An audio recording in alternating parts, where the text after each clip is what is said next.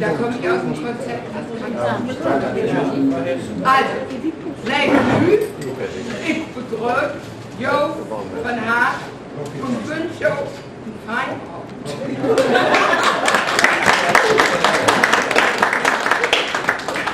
Und all anderen sagt, Hajo Onkel, der sitzt da mit uns Gast, Fritz Ottersberg und Fehnmuseum. Hey, will ein bisschen was erzählen und sein Leben und der Rest an Poterei, das macht nur Hajo Onkel.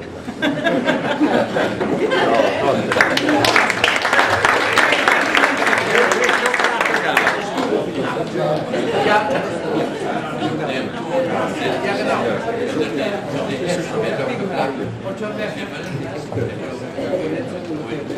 Ja, nein, blöd. Nu muss ich ja ein bisschen unterbrechen. Und wenn ihr mögt, dann hört uns ein bisschen da. Wir wollen miteinander proben. Wir sitzen hier vandaag. Vandaag ist der 5. Mai 2011. Wir sitzen hier binnen im Fehnmuseum von Westgroßefehn. Und dass wir hier binnen sitzen, das hat einen besonderen Grund. Denn das Fehnmuseum wird vandaag, auf in dieser Week, 20 Jahre. Und das will wir miteinander feiern, ein ganzes Weg lang. Jeden Abend haben wir hier wer, der uns was erzählen darf, auch vorlesen darf. Und vanavond haben wir das mit Fritz Ottersberg getan. Fritz Ottersberg ist Großfähnchen. Er ist eigentlich Wilhelmsfähnchen, aber Wilhelmsfehn ist ja ein Teil von Großfähn.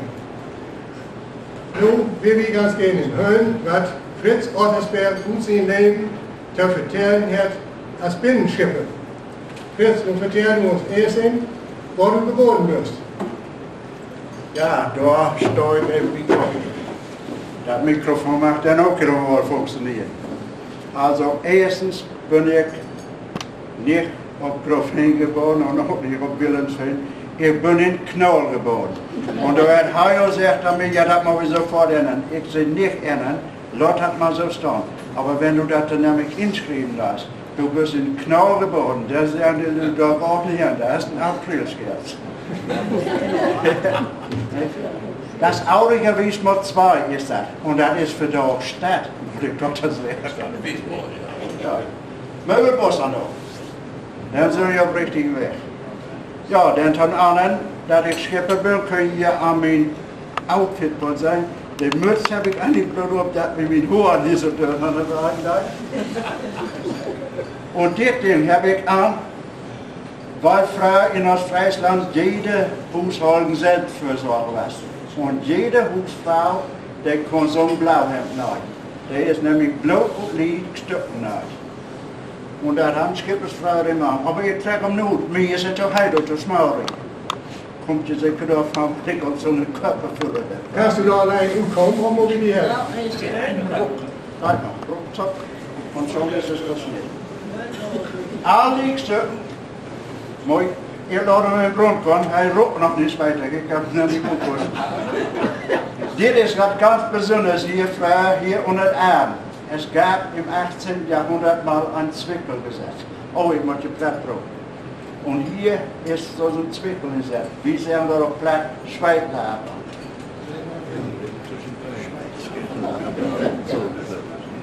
Fritz, dann setz dich mal bei uns down. Und dann will wir ihm hören, wo das Wort ankommen kann, wenn du sagst, du bist in Kanal geboren, das akzeptiere ich durchaus. Aber du bist trotzdem groß geworden. Und du hast uns erzählt, dass du als heel jong op schip gekommen bist, wie die Füllfahren auch als Schipper sind. Und du musst mit dem Fahren mit an Bord. Und du vertellst uns, wie du gewesen, dass du an Bord gekommen bist. Ja, ich was ungefähr so 13 Jahre, da bin ich mit an Bord gekommen. Eigentlich al een beetje eerder. Nämlich, ich wohnte damals nahe an Schaul und am meisten haben wir ein bisschen gauen Kontakt. Und da krieg ich ein Wanderzeugnis. Als Zigeuner, sag ich nun mal so hin. Als die haben. War ich lange als 3 Tage mit Skip lebte, muss ich nach Schaulen. Das ist aber nooit gebeurd. Ein bisschen leer heb ich allerdings doch noch, weil uns Vorfahren mit Skipperei und Boerderei haben wir auch noch ein bisschen taub. eigentlich einen langen Wintermorgen. Da habe das immer Hus und Mittag het Schiff an Wal und Kuh auf die Stadt. Und somit habe ich dann doch noch ein bisschen gelernt. Kommen sogar noch so weit, ich bin aufgenommen worden als Seifahrtschauler wärst. Und habe dann auch noch so ein, ja, wir haben ein paar Kapteins unter der sagen, das ist so ein Angelpatent. Aber mich hat das nicht leicht. Aber das ist ja alles für Leute gewesen. Das war für Leute. Ja. Das was. Und vertell du uns mal eben, wenn du als 13-Jährig aufs Schiff kommen wirst, dann hast du ja, so was du erzählt hast, die Wintermountain, die soll wegschlappen müssen. Und darum ist auch der Wegschlappgeld geworden. Oh. Ja, das kann man wohl so sein und auch wohl sagen. Die Begebenheiten, die du auf Schiff so mitgemacht hast, da kannst du uns ja einfach erzählen, das war ja gleich nach Krieg, als du auch mit dem Vater auch nach Holland fahren bist. Ja, das kommt ja, erst kommt das hier ein bisschen an Kahn los. Erst haben wir Potshusebrüch, der was damals brennt, da haben wir die Abfahrten, wenn die anfahren. Dann wurde auf Sandplatz, Sandstein, aber da wies ich der Blick am Biertau und das sagt dann auch einer. Und dann kriegen wir irgendwann mal was, dann kommen wir Turf von Holland. Erst ein bisschen länger oder ein bisschen hoch? Das Mikrofon ist genau vor der Nase. Ach so. Ach so. Ja, und dann konnten wir Turf von. Erst kommt das nochmal von Fehnschifffahrt weg, nach Oldenburg hin, dann nach Elisabethfehn, nach Kohlfabrik. Und dann auf einmal musste die Turf von Holland weg. Horn, Rütenbroek, Knorren, Rütenbroek over de grens. Und da für mich da mit Vater, ja. Tja, mein Vater, das war nicht so schlimm. Der Herrn wird Schiffpermit und so was konnte er. War schnell nazifiziert und alles. Aber ich konnte nicht mehr über die Grenze. Da legten sie mir jetzt fest, holen sie mir jetzt fest. Ich sagte, du, dann wird es nicht morgen sein, ob ich noch einen Lohntörf in Fehnschifffahrt kriege. Und dann einmal in Oldenburg noch ein Konsulat hin. Ob das nun ein Konsul war, weiß ich nicht. Der Herr hat bloß für mich gesagt, was wollen Sie denn, Sie Schulknabe? Schulknaben haben in Holland nichts verloren. Und so ein Belang kriege ich mit meinem Vater dann zu lernen, sagt, ja, der ist aber ja mit an Bord und so was. Und dann mit Durchkopf hat er dann Stempel hinhaben. Und wenn gestempelt wurde, war es all kriege ich hinaus auf so Geld, sogar Geld von Arbeitsamt. Okay. Ja. Ja, das war ja dann ganz gut, dass er dann auch so abgelaufen ist und du als 13-Jährig nicht in Holland bleiben musstest. Fast schlecht genug ist. Ja. Der Fehnkanal, der ist ja lang die befahren ist. Du hast gesagt, dass ungefähr bis 1952 der Fehnkanal noch voll in Aktion ist, auch nachdem die Brücken in Kriegszeit, in den letzten Kriegstagen, gesprengt worden sind die Notbrücken übergekommen und unter den Notbrücken, da konnten die mit Schiff unter den Notbrücken sind darunter gekommen und wir konnten noch ein bisschen lange fahren. Ich habe noch mal in mein Schiff Verdienstbau gekriegt. 54 bin ich das erste Mal als Besser gewesen. Ich weiß allerdings nicht wo hoch. Und dann habe ich hier noch ein Baukje von Lüderitz, da ist noch ein Bildchen, da ist Jürgen Wegmann mit sich Schiff, bekannt unter dem Namen Rubers 56. Aber da ist er bloß von Boden da und nach Rent nach Hell. Ist er von Boden gekommen, von Nährknall. Von Nordgeorgsfehnknall. Von Nordgeorgsfehnknall. Brücken war es Nordkrieg, all ziemlich kaputt. Aber sind insoweit verherstellt, wir konnten fahren. Ich persönlich bin auch einmal mit dem Laden Zement. Dort ist der näher weg von Tolumsinn haben wir das leuchtet in alles um uns. Ich bin hier über den Fehnknall sogar Grafenen hochgefahren. Obwohl Spätzes eigentlich ein bisschen mehr auf das geblieben sind. Und Grafentjes, die fuhren ja meist Meers und Turf und Laal. In Laal, wo noch VW-Werk ist, die Schloptik, die haben sie die Beloren und Glas all aufgetragen, das ist all bei uns in Wiesmoor in Gärtnerei. Da haben sie all Tomaten und Gurken vermacht. Oder wo sie klar kriegen, ich weiß nicht, aber macht Natur auch ein bisschen zum Erholen. Ja, die Zeit für die Binnenschiffers, die wurde ja schlechter. Die Zeit für die Binnenschiffers war an und für sich ganz gut rüber. Weil Autos kwamen im Markt, wo der Flugplatz abgebrochen und wenn da bloß Brocken hinkommen, und da war es für uns Schiffbau ziemlich teuer. Wie vorher hat 44 Schiffbau total gegeben und dann bin ich wieder gewandert, bin auf ein Tankboot gegangen nach Emmen. Ich habe dort 10 Jahre wie für mich investiert und habe dann Öl verkauft und dergleichen. Ja, 1952, habe ich net erwähnt. Da wohnt je zu Ehren, vielleicht auch ein bisschen lauter.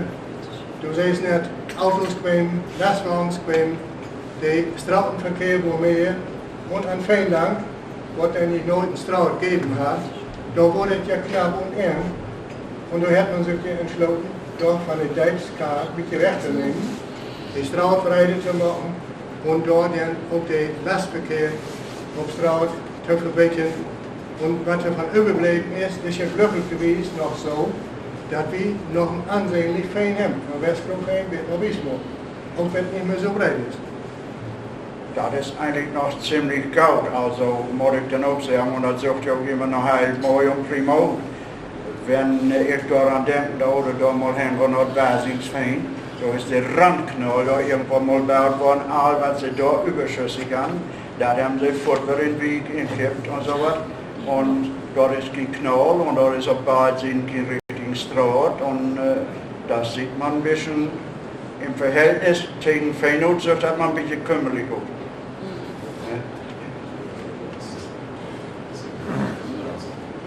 Wie viele Schiffen gab es denn 1950 noch von dem Großefehn? Ich habe sie mal abgezählt, ob die noch nicht 1950 gegeben In den Jahren. In den Jahren, ich habe die nochmal so abgezählt, damit mir nicht eben also einfallen sind. Habe ich Buch aufgeschrieben, habe ich vor ein paar Wochen noch nachgegeben, habe ich 56 Schiffe habe ich aufgezählt, die ich zu kennen, ich persönlich. 56. 56. Und das warst du ja als Säcke, als in der Hauptzeit. Das war nur die Hauptzeit, das war die Hauptzeit wie vorbei, meine ich. Ja. Vorher war es natürlich Säcke noch viel mehr. Frauen haben noch viel mehr was. Da gibt es natürlich chronologische Auflistungen und so was, wo da dann entschieden mehr geschrieben wird. Eigentlich, das ganze Fehn hat von Schiffbau gelebt. Nur von Schifffahrt. Und dann kommt achteran die Boerderei und die Urbarmachung, diese abgetorften Felder und was da was und Wicken und so, und dann wurde das auch aufwiegt. Und das war hier all 375 Jahre habe ich ja nicht gehabt, so lange hat dort bis sie hier anfangen sind und da oben ankommen sind. Ja, das ist ein Selbst und die haben ja konsequent Arbeit, anders hat nicht gegangen. Aber die Schiffers, die sind ja Schiffers über Generationen. Das war ja nicht bloß, dass ein Schiffer war, sondern er hat meistens, von die Vater und Großvater, das mit in Wiege geben kriegen, dass die auch Schiffer wurden. Schiffers über Generationen. Ich habe 5 Generationen für mich und komischerweise, die Frau die kommt von Olberg, das sind Andresens. Das ist ja auch ein Begriff und so was. Da sitzt er einfach. Ja. Ah, kijk, die da an. Margret Andresen. Nee, Voike Andresen. Ja. Das war mein Ur-Großvater. Mit Buch später in Büderi, wie Wesel. Also, Ja. der war da. Und mein Opa, mein Opa ja auch, aber mein Vorfahren, die haben boven op het bed gewoond, wat Helden was von Bindwies, zeg je dat. 2 Wegen klar, zwischen den Wegen. Ich versucht hatte, also weil jeder verliert nicht so genau weiter, zwischen den Wegen. In der Gegend haben mein Vorfahren gewohnt und der war 12, haben sie dort drüber und da sind sie wieder in Nordrock. Nordknall, da war ich dann geboren. Und das ist von die Killeschau. Ja, du hast erzählt, dass sie auch mit Landwirtschaft getan haben. Also in Wirklichkeit was die bloß Halbschiffen. Im Sommer hier auf Schiff arbeiten und mit Schiff ja Geld verdienen. Und im Winter da, dann habe ich ja ein oder zwei Koeien und machen die Landwirtschaft. Und im Sommer da muss natürlich die Frau machen. Ne? Im Sommer da macht die Frau das allein. Das war sowieso ein ziemlich stor Stück Brot. Der war früher noch wel eens Töffgraben. So lang passen die dann auch noch in Haus. Und dann wurde dit und das noch im Klammer. Und die Leute, zu der Zeit, die haben immer Arbeit. Modern sagt man dort für da, die arbeiten kontinuierlich. Wenn die Töffgraben sind, von die an der Töffgraben, dann kommt ein Schlag aus. Dann kommt deswegen, das für da hoch. Morgen die Anne, der wusste mit Vetter da, musste da wie anfangen so sagen, auf Ring zu machen. Und immer so sagen wieder.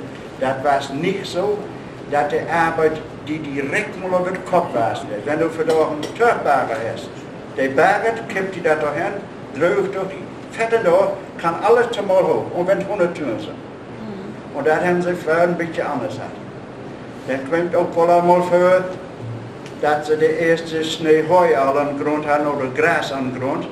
Der muss Plau auch wohl einmal einen Tag stehen mit Schweden oder so. Dann legen sie, also Fährmann hören normalerweise zum Plau und ja, zum Plau. Ein zu Stücken, ein zu graben, ein zu setzen und ein zu kronen. Das war das Übliche. Kommt auch mal vor, dass sie wieder achterunt kronen, dann können natürlich noch mal mehr mit mir und so. Ja, du hast mir auch erzählt, dass in Binnenschifffahrt auch Frau Gastarbeiter gegeben hat. Ja, mit Gastarbeiter wird für dort ja gewaltig hochgeschrieben und hochhaben. Gastarbeiter haben wir hier in Ostfriesland eigentlich immer gehabt. Ich weiß nicht, nee, Lorenschiff ist in der Kiwi. Ich habe immer meinen Bubbe, der hat immer eine Blaue vorne, aber der ist auch ein Junge, der hat nicht am Loren gefahren. Der war's. Ja, also, ja, und in der Lorerfischerei, also in der Hochzeit, da haben noch mal 4000 Mann haben die auf See, in der Fischerei, mit Fehlgesagt und so was zusammen. Und einige Lorers, die kommen von Bückeburg mit der vollen Besatzung. Und das ist Lippe Detmold, hört das getaucht, Bückeburgers, die haben volle Besatzung, Kapitän und alles, was der Tauerde, anders passt die Chemie von den Menschen sich zusammen. Ja? Und dann von Lippe Detmold kenne ich dann auch von Tichelien her. Auf dem Tichelwerk arbeiten auch Gastarbeiter, ungefähr so, als wenn nur die Zuckerkampagne ist. Dann wollen sie da auch mal hin. Die arbeiten so eine Saison in dem. Und da habe ich dann eine so eine Begebenheit. Das war im Fehnmuseum, da war der Tichelmeister, das war einfach ein Lippe, der wollte ein Lips gesehen wieder an. Und der ist dort auch geblieben, der ist dort einfach geblieben. Und wenn ihr hier achter das Haus kiegt, wo die Chor mit Tür steht, da in die Steine steht noch ein Stempel in Ziegelei, Fehnmuseum. Und der Kerl, der Tichelmeister, der heidet Kulik. Und er hat immer ein bisschen was zu verschüren und zu verkaufen. Aber was er hat, was immer ein bisschen Makel. Klumpen an Küstens oder was, Speck, was ein bisschen Olle was, ein bisschen Gel was und so was. Und er erzählt mir, auf meine Berufszeit, als ich da mal Öl verkaufen und so, einfach Pottenburg, ob sie Pottenburger platt dann. Ja, sag ich, Fritz, was hast du denn für Frauen gemacht? Ich sage, ich habe mich vorher durch den Tag gefahren und so. Oh, sag hast du dann eins auf Steinen geholt? Ich sage, ja, selbstverständlich. Leding und Kramer und Mehl und Jam. Ja, sag ich, und kennst du die Alkoholin noch? Ich sage, woher kenne ich die Alkoholin? Ja, sag ich, da habe ich mit meinem Bruder mal Steinen geladen. Und wir wollen dann nicht weg nach Pottenburg mit den Steinen. Dort kommt Kohling, kann.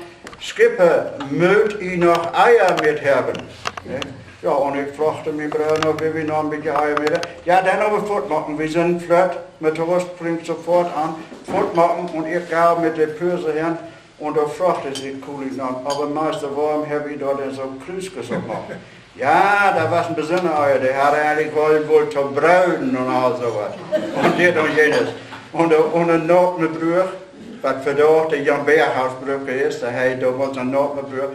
Da hat sie gesagt, so ein Haus und ein paar vernünftig Eilenpaar. Und da war es kein einmal Geld, da war so ein bonette Klug hier drauf.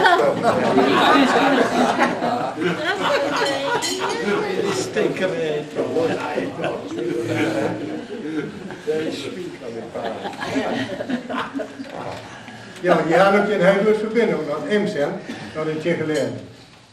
En dan heeft u ook nog verteld dat de Ems opdeeld is in Rast. Ja. Dat vertel ons maar even, hoe dat zusammenhangt. Wie Oorskippers, gerade hier van Fehnweg en zo wat, en ook aan Ems. Ems betekent ik met rak. Gewisse strekken. En ik heb jarenlang niet gewusst wat een rak is. En irgendwo heb ik dat van tijd lang mal gewaschen, nicht mal Deutsch, heb ik dat ook aan het hoort. Ein Rack ist eine gewisse Strecke, eine unbegrenzte Strecke, zoals hier bij jou achterland. Laanrack kennt jeder. Und ich hab die damals sofort gefragt. Ich sagte, das gibt ja wirklich, es gibt ein Skagerrack. Und wenn ich auf Ems bin, sage ich, dit is mijn Rack, hat's mijn Rack, Bimgerack, Jemgerack. Bloß einmal springt das über, waar früher die Festung fest ist, Noord, wat ik eben da sage, Leerort. Die Festung, da springt das über nach der anderen Seite. Von uns Seelü, von Heini und so was, ist das recht. Das ist die rechte Seite der Ems, des Fahrwassers. Von der Geschichte her ist es verkehrt, ist die rechte Seite, rechnet man von der Quelle her. Aber wir haben die anders, ne? Die Steuerbordseite ist die Seite, wenn man von See kommt, was dann an Steuerbord liegt. Das war gar nicht so einfach für mich. Ich komme auch ja bloß auf Leute vorschauen und dann auch noch ein bisschen sehr. Und ich habe gelesen in der Zeitung sein, mein Schaumeister, der ich gelehrt hatte, ist tot. Enno Müller. Und dann kommen wir dort bei mir. Ja, da muss jemand sein, da wieder was von der Gang kriegt. Ja, da fahren wir an mit dem Kurs. Von wahren zum Falschen mit falschen Vorzeichen und andersrum ist es umgekehrt. Da habe ich 3 Tage gesehen, dass ich das erstmal binnenkriege in uns. Genauso eine 4-Strich-Peilung. Das klingt ja wunderbar, was das ist. Das ist auch irgendwie wunderbar, da kannst du die mithelfen. Kannst du die gar mithelfen, aber für dort mit der modernen Navigation wird das gar nicht mehr anerkannt. Und das hat jede Faustschritt gelehrt, das ist ein rechtwinkliges Dreieck, mehr ist das nicht. Oh, so einfach ist das. Das ist so einfach, ja. Ist das. Man muss es nur weiten, ne? Ja. Aber wenn ich nicht recht habe, also ich bin hier kein Lehrmeister oder so, dann muss ich wieder dem sehen. Die Löwen aber du sehen das, weißt du. Aber nu weet je ook wat een rak is. Lang rak kennen we. Ja. Weet je dan ook wat panrak is? Vertel ons dat maar eens. Dat Panrak ist hier, wenn je hier naar Großefehn, hier mit Eiland hier wiederkommt dann, und wat Panrak, dann tot Spetsendijk inlopen uit. Dat heet Panrak. Für Großefehntjes, wenn man da aus der Vogelperspektive abkijkt, sieht das aus als eine übergroße Bratpfanne. Het steekt. Ja, mit Steel dran. Nu hat man das allerdings durchgestochen und hat dann Liebesliebe vermocht. Und für Spätzes ist das auch ein bisschen anders. Für Spätzes ist das nur der. Woher das kommt, weiß ich auch nicht. Aber dann geht das fort wieder. Grau wie Schlot und dann kommt Kappes und Mosennenrack und dann kommt Kniefgart und dann kommt nochmal Imkeshörn und Achte. Für Münchebrüch, da heißt das nochmal Paradiesrack. Das ist ungefähr, wo diese Plätze sind. Katholsplatz, jeder Platz hat ja früher auch genommen. Katholsplatz und Münchebrüch und Ippenwerf und all so was. Und da, der Münchebrüch, der muss für den Bauer Grauwald abholen. Da kriegt er 3,50 Mark für oder so was in Jahr, aber Tag und Nacht abholen. Und der dreht er auch so ganz knapp voran, der büste bald bis in Haus und der kannst du mit Tuthorn immer belangen, weil er auch nie richtig hören will, mit das Blasen. Und er fängt sie an Blasen. Und der Schuldekeller, was will die denn, alter Blasen? Ich bin ja heil in Paradies weg, sagt er. Natürlich, da dachte ich, auch noch ein Haus, bitte dort und da was. Du und op Spetsenweg heeft een hoornweg. Op Spetsenfehn war Johann Behrens von der Timmermann und war der Herren was, das nicht für Mühlen, das ist nicht für Spetsenmühlen, Theo, da hat das Hungerrack, da haben wir sehr wahrscheinlich viel Hunger gewesen. Anders kann ich da nichts zu sagen. Und ich kann ja, ich kann genau noch mal ein bisschen. Maar de billen nog weer naar zo'n brood gaan, dat u dan mitgebracht hebt. Nu wil we nog maar weer terugkomen op Fehnschifffahrt. Fehnschifffahrt het om 1700 nog tijden gehad. Ja, um 1700, also vor 1700, hätte auch Fehnschifffahrt noch Erb und Flaut laufen.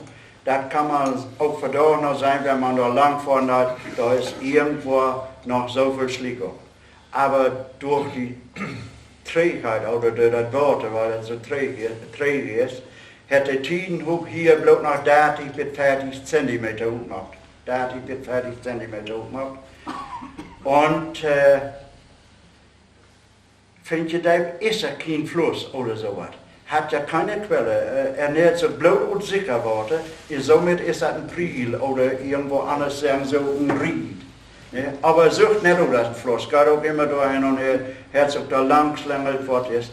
Und hier unter Fehn, hier ein bisschen wieder, fängt Mauer ja voran, und hier unten haben wir ja Dach, haben wir da.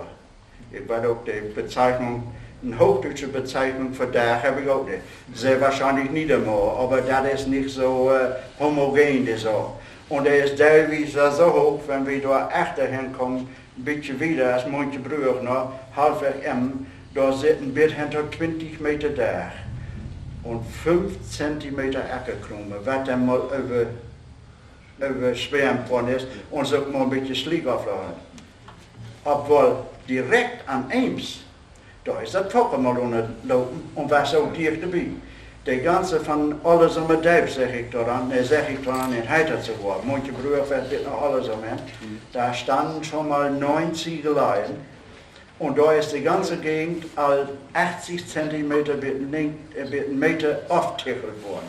Da haben sie alle Steine vermocht. Das sind die Rots, die Hus, die Ohrhus, die Rotsteine, die nur so ein bisschen schwer worden will. Das sind die Steine, die sie gemacht haben.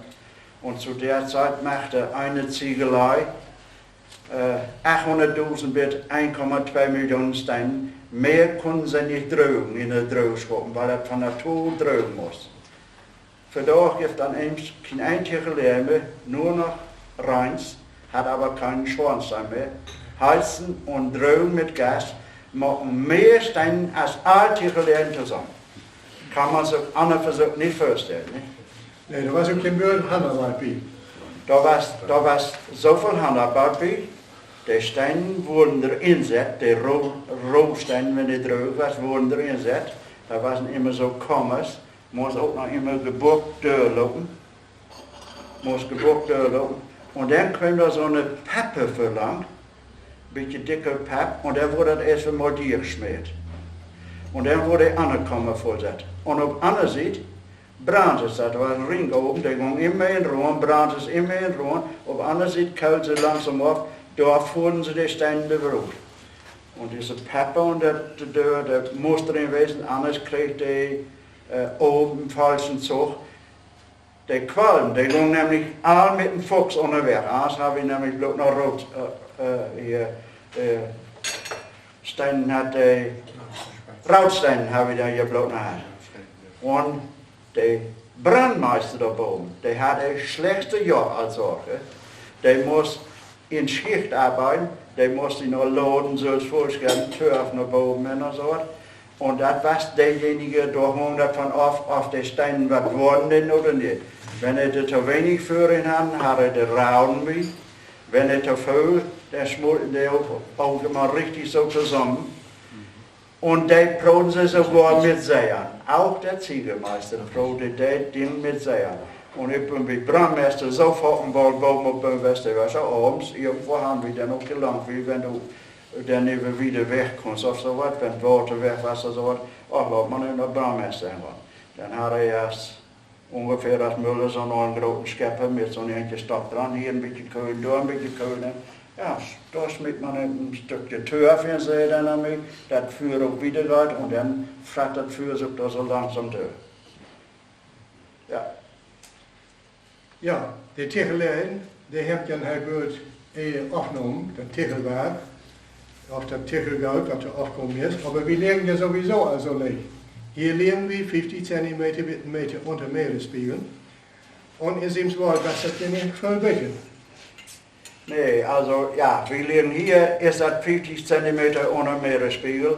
Und in Timmel, wenn ich da mal an Haben komme, da haben sie noch so ein Ding aufgesetzt und in Ilo auch an Haben hochgesetzt, ne? So ein Pegel. Und dort kann man dann auch mal sein, 62, wo hoch das Water wäre, wenn wir kein Diek hatten. Allerdings, das drückten ein bisschen, wenn der Diek gebrochen war, hat das Water sich auch verteilt, da war das nicht so hoch geworden. Also so ist das nicht. Und der Wasserspiegel, also die Bergen oder was wir haben, die wurden ja alle von NN. Wenn hier in Bergen sind, sagen wir, von 5 Meter. Und 5 Meter ist ungefähr, wenn je mal an Kürsten und kicken an Eisenspundwand lang, wo die dicke Schraube mit festdreht sind. Das ist die Ankerwand sozusagen von der Spundwand. Da kann man sich dann anholen, das ist 5 Meter. Das hat natürlich mit den Worten auch Dinge gegeben, Launen der Natur, sage ich da vielleicht mal an. Ich weiß nämlich, ist nur mündlich überliefert, 1934 hat das Lechwater, müsste eigentlich Niedrigwasser sein, hat das Lechwater 20 cm hoch gewesen als normal Hochwasser. Und da haben wir gesagt an Kürst, wenn das so wieder weit, dann geht für da Water am Binnenschiffer. Also die Aussage ist dann also, bis nach der Fensterbank ist Focken genug gekommen. Aber dann geht an Binnenschiffer. Und in der Natur, was er so bringen geht, da sind, wie das nächste Hochwasser, 6 Stunden ungefähr, 6 Stunden Hochwasser, sind genau 20 cm gekommen. 20 cm in Haiti. Da muss das Wehrbuchen ja wohl so zusammenfallen gewesen. Ist so weggelaufen, ist nichts mehr echt dran gekommen. Und weil das da kein außergewöhnlicher Hochtief war, hat man das einfach schriftlich irgendwo nirgends festgehalten. Es gibt bloß als Überlieferung. Ich habe dann auch so eine Tidenanalyse, weil ich früher mal bei Wasserbau war und dann von Nördernähe und so was, habe ich mir da noch mal so ein Ziel von Obsport. Habe ihn aber so gut verstanden, ich habe ihn nicht weggefunden. Kann allerdings auch an meine Sekretärin liegen. Wenn je aan boord was, dan komt ook je niet meer voor wind. Met onder arbeid jou de wind om weer ook je tegen. Want je blijft langer op schip als je proviant had. En dat had je met onder ook vorm. Ja, das haben wir ohne Form. Also, wenn das hier so was, in dieser Gegend und so was, unsere Wassen unterwegs, und früher wurde mit Schiff ja alles transportiert. Gerade auch hier und Maiden und so was, Heu und so was.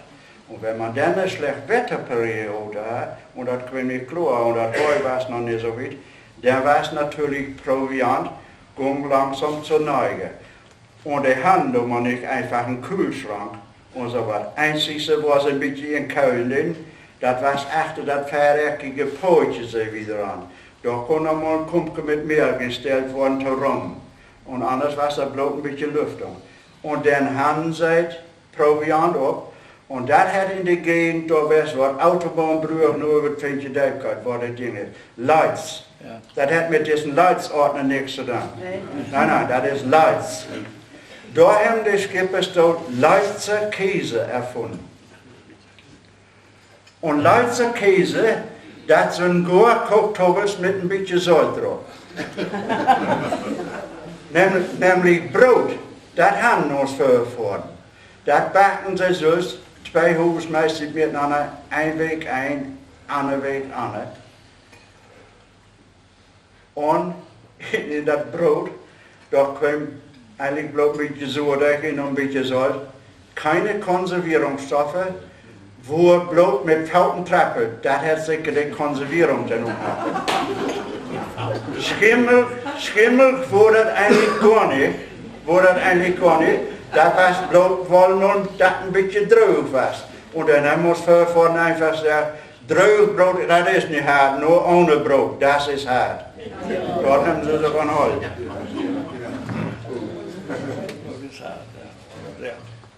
Ja. Hier sind auch ja den Timmel hochgefahren, das Spätzchen.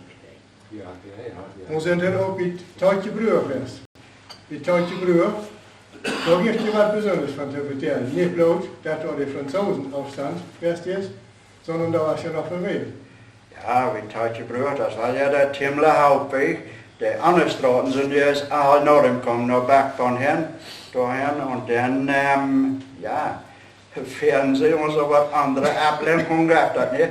Und dann auf Schiffbau so was, dann haben sie sich auch mit Spaukerei und so was, haben sie sich dann auch ja was vermacht und so was.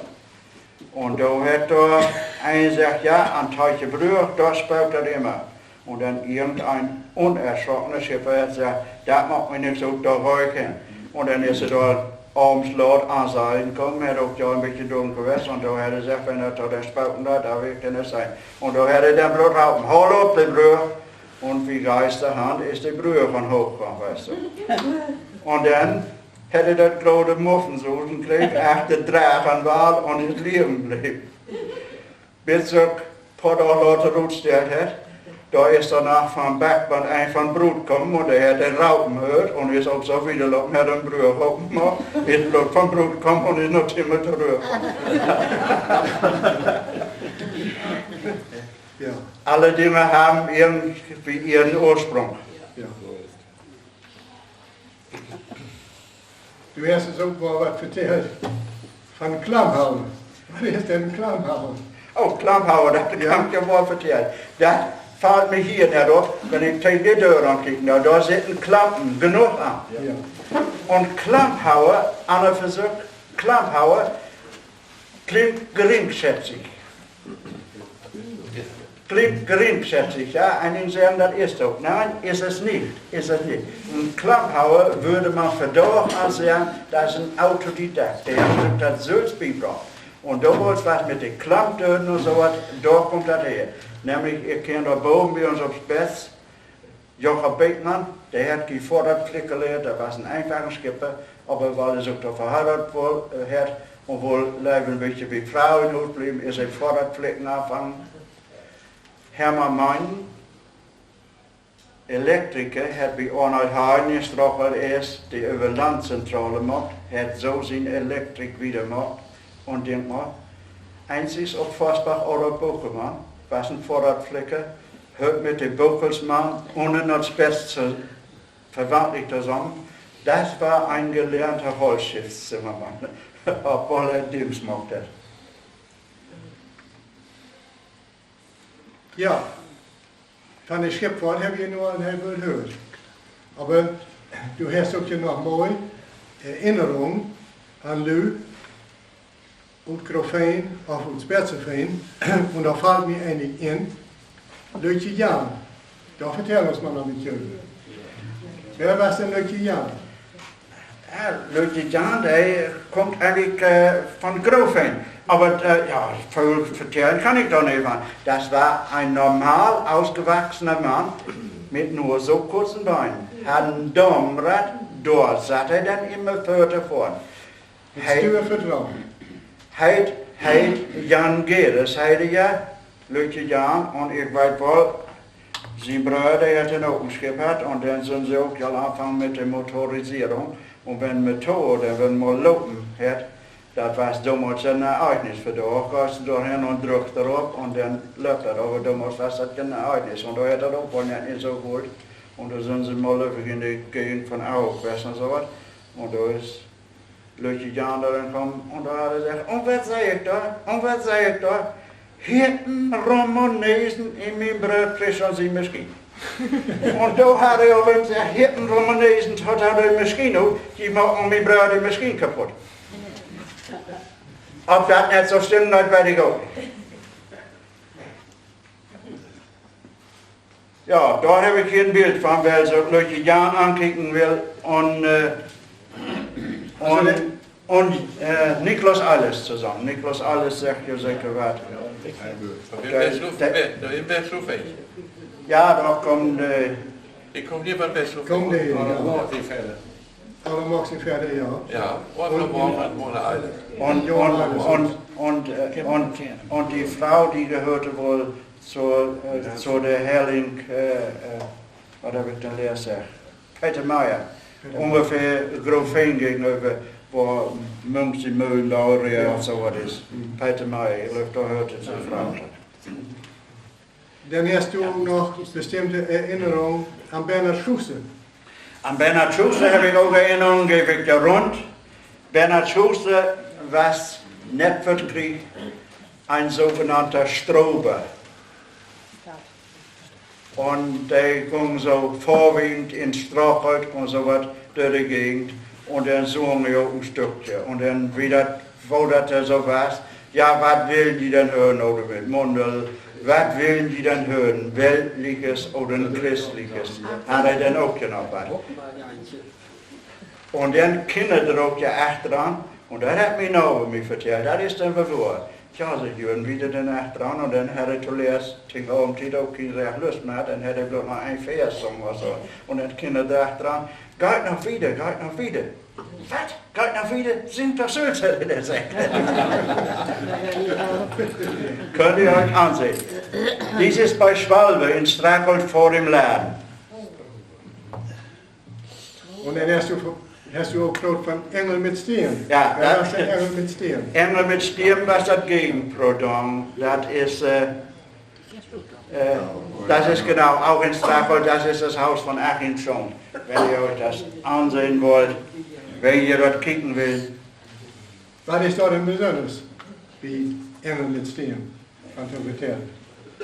Engel mit Stirn, die haben eine Kehlkopfoperation und konnten Broten, wenn die Broten nicht mussten, so dicht halten, dass er dann ein bisschen Broten nicht.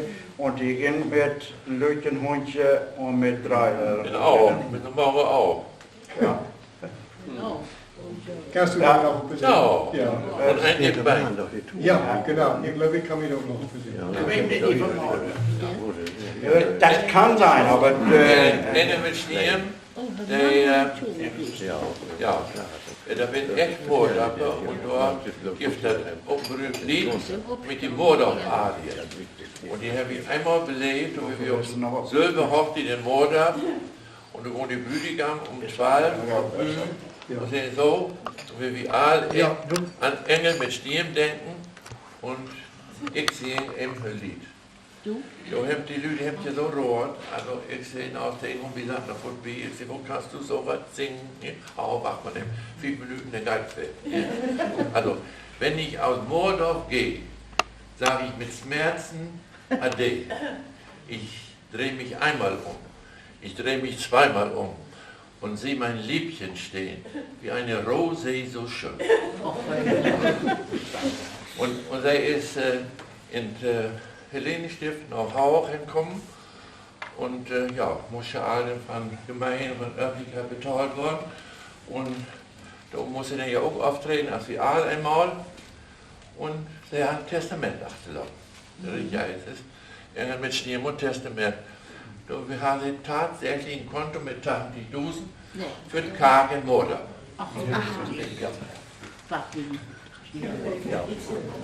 Ja, nu will wir das mal so wie erstmal beenden, Fritz. Ich bedanke mich dafür, dass du die zur Verfügung gestellt hast. Wir haben das Abend aufgenommen, auf DVD und mit Bild. Und ich denke wohl, dass das, was du uns erzählt hast, dann auch für anderen, die nach uns kommen, in Erinnerung bleiben darf, sodass diese auch noch auf die Fähnchen, so was mal best ist, nochmal weer in Gedanken zurückhauen können. Besten Dank dafür, dass du kommen wirst und wir vertellen uns ja noch wieder was. Ja, da